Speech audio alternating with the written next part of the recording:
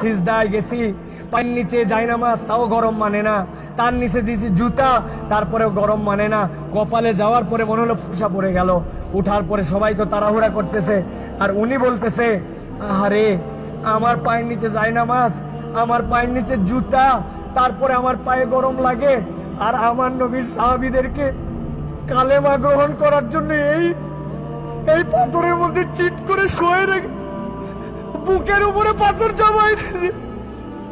আমার নবীর সাহাবীদেরকে পাগলা উটের পিঠে বেঁধে এই মক্কার অলিগলিতে টেনে ইচ্ছড়ে বেড়াইছে। এই জায়গাতে তাদের বুকের উপরে পাথর চাপায় আগুনের মধ্যে দিয়ে দিছে। তাদের রক্তের বিনিময়ে ইসলাম পাইছি। আজকে আমি 2 রাকাত নামাজে পায়ের গোড়ালি গরম হয়ে যাচ্ছে জন্য কষ্ট হয়, এসিটা একটু কম ঠান্ডা মারে জন্য কষ্ট হয়, আমার মাথার উপরে যদি একটুখানি সুন্দর ছাতা না থাকে কষ্ট হয়। আমার নবী, আমার সাহাবীরা কি কষ্ট করছে, এটা ফিলিংসের সফর, হজের সফর, অনুভূতির সফর।